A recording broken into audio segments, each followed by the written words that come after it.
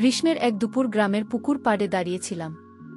আমি অমিত কলেজে পড়ি, কিন্তু শহরের ভিড় আর ক্লান্তি থেকে পালিয়ে গ্রামে চলে এসেছিলাম। ছুটিতে মামা মাসির বাড়ি সব সময় আমার জন্য একরকম আশ্রয় হয়ে দাঁড়াত। চারদিকে সবুজ ধান ক্ষেত, পাখির ডাক, শান্ত নদীর গুঞ্জন, মনে হতো যেন আমি একেবারে অন্য জগতে এসে পড়েছি। মামা ছিলেন ব্যস্ত মানুষ। সরকারি চাকরির জন্য প্রায় সময় তাকে বাইরে থাকতে হতো।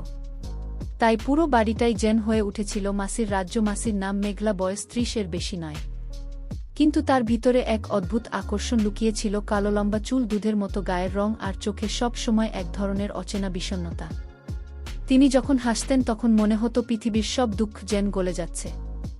আবার যখন চুপচাপ জানালার পাশে বসতেন মনে হতো তার ভেতরে একটা ঝড় লুকিয়ে আছে। আমি প্রথম দিনই টের পেলাম, মামা না থাকলে তিনি খুব নিঃসঙ্গ হয়ে পড়েন।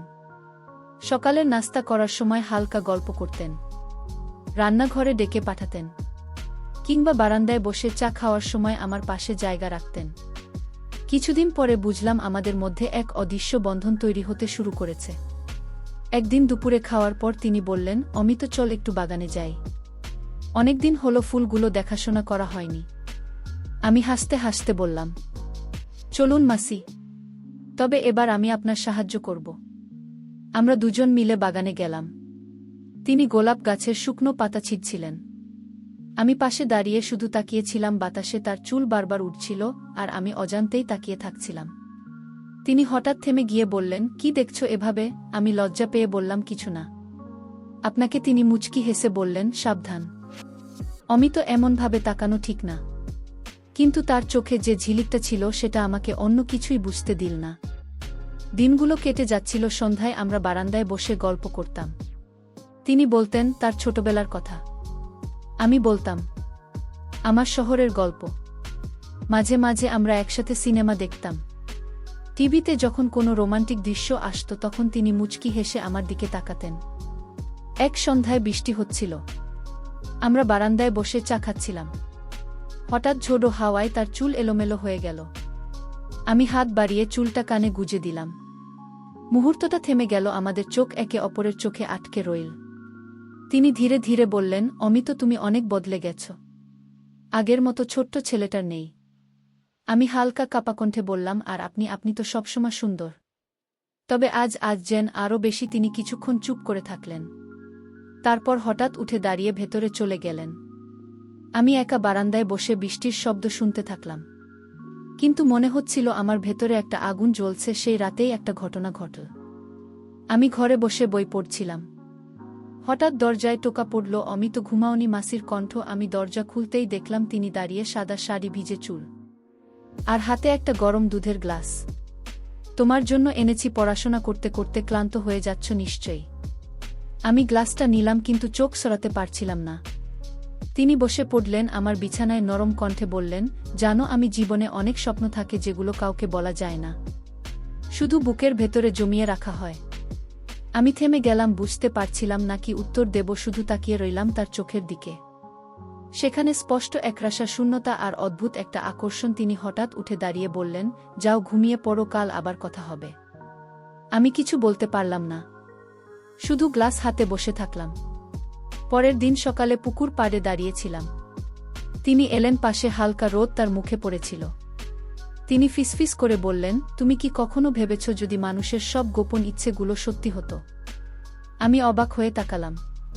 মানে? তিনি হেসে বললেন, মানে যদি প্রতিটা লুকানো চাওয়া পাওয়া একদিন প্রকাশ পেত তাহলে কেমন হতো? আমি কিছু বলিনি, শুধু অনুভব করছিলাম তার প্রতিটা কথা যেন আমার বুকের ভেতরে দাগ কেটে যাচ্ছে। এভাবে দিন কেটে যাচ্ছিল। মামা ফিরছিলেন না। আমাদের দুজনের মধ্যে দূরত্ব কমতে কমতে প্রায় অদৃশ্য হয়ে যাচ্ছিল। কিন্তু আমি জানতাম একটা সীমারেখা আছে, সেই সীমা অতিক্রম করলে সবকিছু ভেঙে যাবে। তবুও প্রতিদিন, প্রতি মুহূর্তে মনে হচ্ছিল আমরা সেই সীমারেখার কাছাকাছি চলে যাচ্ছি। সেই রাতেই আমি স্বপ্ন দেখলাম আমরা দুজন নদীর ধারে হাঁটছি। তিনি আমার হাত ধরে বলছেন, অমিত, আমি আর একা থাকতে চাই না। স্বপ্ন ভেঙে গেল। আমি ঘেমে উঠেছিলাম। জানতাম এটা শুধু স্বপ্ন নয়, আমাদের দুজনের ভেতরে লুকিয়ে থাকা অনুভূতির প্রতিফলন। সেই রাতের পর থেকে আমার আর মেঘলার মধ্যে কথাবার্তা যেন আরও অন্যরকম হয়ে গেল। আমরা দুজনেই চুপচাপ থাকতাম। কিন্তু চোখের ভাষায় সবকিছু বলা হয়ে যেত। একদিন বিকেলে বৃষ্টি থেমে যেতেই তিনি আমাকে ডাকলেন।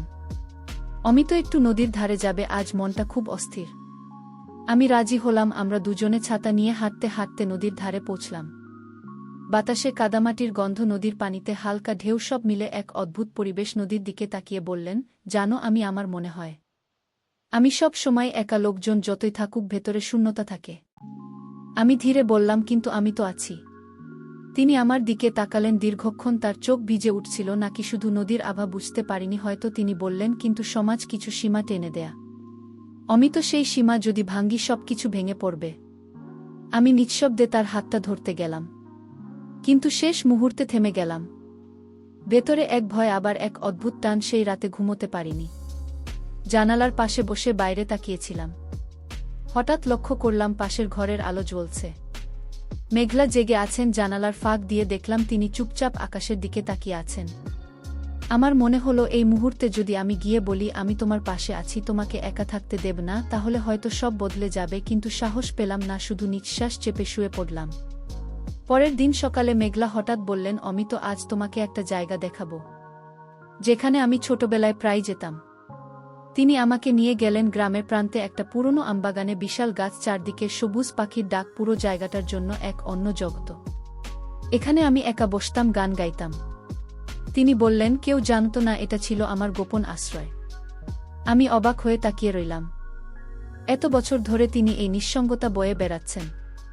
আমি বললাম, আপনার গোপন আশ্রয়ে আজ থেকে আমাদের দুজনের হোক, যখনই আসবেন আমাকে নিয়ে আসবেন।